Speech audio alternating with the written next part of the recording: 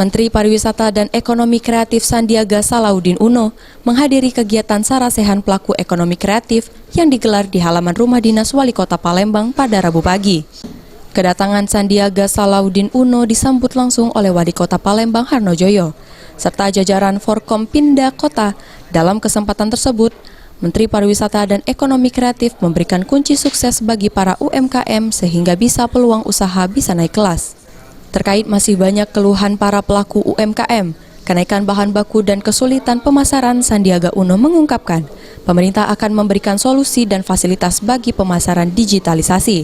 Diharapkan para UMKM ini bisa membawa transisi ekonomi Indonesia menuju ekonomi kreatif, bisa menciptakan lebih banyak lapangan kerja. Dan harus melalui beberapa tantangan, salah satunya adalah kenaikan bahan baku dan kesulitan dari segi pemasaran.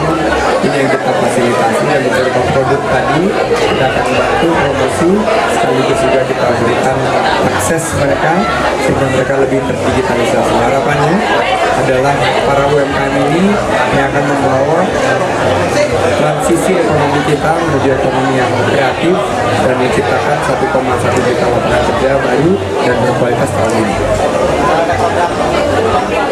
Ya, programnya tadi yang sudah. Wali Kota Palembang Harnojoyo mengucapkan terima kasih atas kunjungan kerja Menteri Pariwisata dan Ekonomi Kreatif yang sudah memberikan motivasi kepada pelaku UMKM untuk bangkit di tengah pandemi COVID-19 ini. Kunjungan kerja Pak Menteri Pariwisata dan Kreatif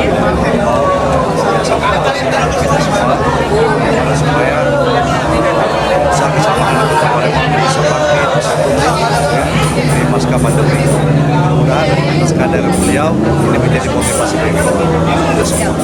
Saat ini upaya kita salah satunya bagaimana mempromosikan dan tetap tumbuh di Kota Palembang ini seperti Kapri naik, sekarang nanti dorong, sekarang kita sudah ada 300 UMKM usahakan dan upaya mempromosikan usaha-usaha. Abidin Riwanto, PAL TV.